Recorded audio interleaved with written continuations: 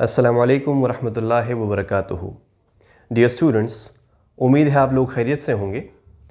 Daily conversation series में आज हम बात करेंगे इडियम्स की। डियर स्टूडेंट्स, इडियम्स जैसे कि उर्दू में मुहावरे होते हैं। किसी बात को समझाने के लिए कोई मुहावरा यूज़ किया जाता है। किसी बहुत बड़ी बात को थोड़े से अल्फाज में जमा करके किसी को समझाने की कोशिश की जाती है। इसी तरह इंग्लिश में भी इडियम्स मौजूद होते हैं जिसके ज़रिए से बखूबी किसी को कोई बात आसानी से समझाई जा सकती है। इडियम्स का इस्तेमाल इंग्लिश में तवातुर के साथ होता है, इसीलिए इनको समझना और समझ के पर कन्वर्सेशन का हिस्सा बनाना बड़ा ज़रूरी है। तो चलिए स्टार्ट करते हैं। पहला idiom, it's a piece of cake. It's a piece of cake. इसके वर्ड से ही बड़ा क्लियर है कि इसका मतलब क्या बनना चाहिए। It's a piece of cake का सिंपल मतलब है ये बहुत ही आसान है। Don't worry about this task. It's a piece of cake, I can do it. I can do it easily. It's a piece of cake for me. यानी ये काम मेरे लिए बड़ा ही आसान है, जैसे कि केक का कोई टुकड़ा, आसान सी चीज़। So it's a piece of cake means that this thing is very simple, very easy for me. So don't worry about it. As easy as ABC. इसका मतलब भी वही है जो ऊपर वाले का है, नंबर 1 का है। As easy as ABC. इतना आसान जैसे कि ABC। आप किसी को बताना चाहते हैं कि इस काम के हवाले से आप फिक्र ना करें, ये तो इतना आसान है जैसे कि ABC जो बच्चों को सिखाया जाता है। इसी तरीके से अगर बात की जाए एज ईजी एज 1 2 3, तो इसका मतलब भी वही बनता है जो नंबर 1 और नंबर 2 का बनता है। It's as easy as 1 2 3। ये इतना आसान है जैसे कि 1 2 3। पहले 3 का मतलब हुआ किसी काम का बहुत ज़्यादा आसान होना। It's a piece of cake, it's as easy as ABC, it's as easy as 1 2 3। तीनों का मतलब क्या हुआ? किसी काम का, किसी एक्टिविटी का बहुत ज़्यादा आसान होना। Number 4, ABC of something। किसी चीज़ की ABC यानी बुनियादी मालूमात, बेसिक इंफॉर्मेशन। अगर कोई बंदा आपको ये कहे you don't know even the ABC of computer, हम उर्दू में कहते हैं आपको कंप्यूटर की अलिफ बे नहीं पता, मतलब बेसिक इंफॉर्मेशन भी आपके पास नहीं है।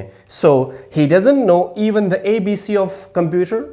इट मीन्स कि वो कंप्यूटर के बारे में कुछ नहीं जानता। So ABC of something means to have some basic information about something. From A to Z या फ्रॉम A to Z। इसका मतलब बनता है स्टार्ट से लेके एंड तक सारी इंफॉर्मेशन होना। यानी he knows computer from A to Z। वो सारा कंप्यूटर जानता है, यानी जितने फंक्शंस हैं, जितने रिक्वायर्ड सॉफ्टवेयर्स हैं, एप्लीकेशंस हैं, वो सब कुछ जानता है। So he knows computer from A to Z। Detail में जानना, हर चीज़ की जानकारी रखना।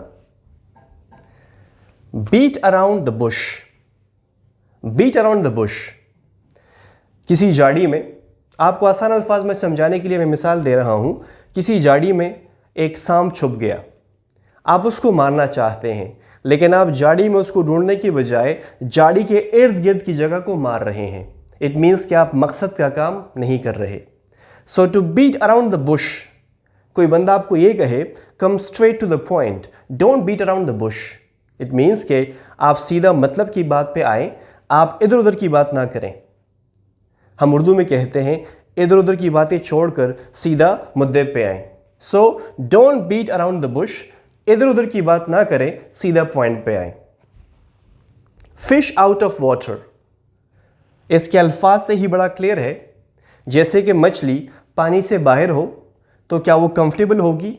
नहीं होगी, कुछ ही देर में मर जाएगी। So fish out of water, किसी ऐसी सिचुएशन में आपका होना जहां पे आप आरामदेह फील ना करें, कंफर्टेबल फील ना करें, you are out of your comfort zone.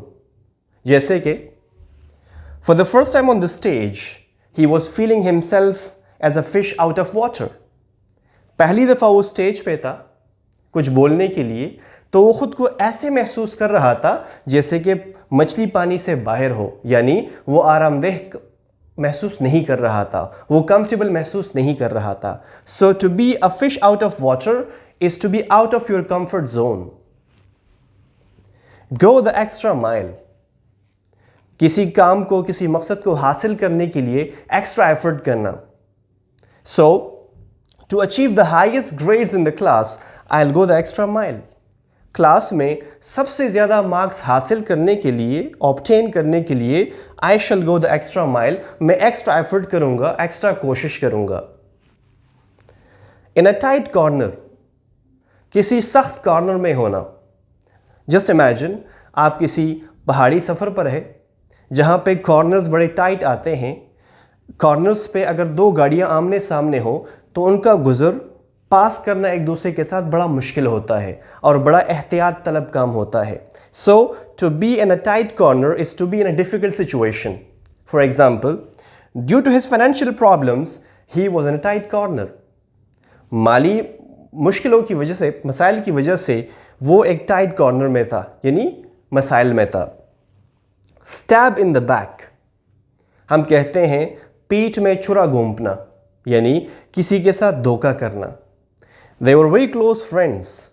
They trusted each other. But then one stabbed other in the back. दोनों बहुत अच्छे दोस्त थे, एक दूसरे पर एतमाद करते थे, लेकिन फिर दोनों में से एक ने धोखा दिया. He stabbed the other one in the back. उसने दूसरे के पीठ में छुरा घोंपा, यानी उसको धोखा दिया. So, it's a piece of cake. ये बहुत ही आसान है. It's as easy as ABC. ये इतना आसान है जैसे कि ABC. It's as easy as 1 2 3.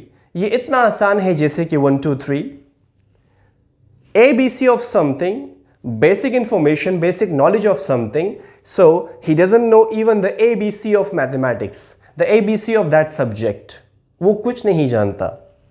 From A to Z.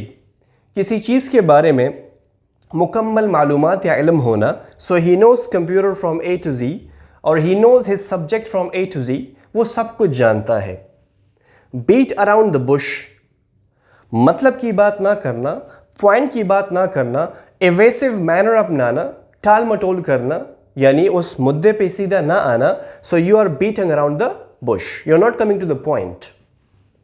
Fish out of water. किसी ऐसी सिचुएशन में होना जहां पे आप कंफर्टेबल फील ना करें. You are out of your comfort zone, so you are like a fish out of water. Go the extra mile. Extra effort करना, एक्स्ट्रा कोशिश करना किसी मकसद को, किसी ऑब्जेक्टिव को अचीव करने के लिए. इन अ टाइट कॉर्नर. किसी मुश्किल सिचुएशन में होना. Stab in the back. किसी के पीठ में छुरा घोंपना, यानी किसी को धोखा देना.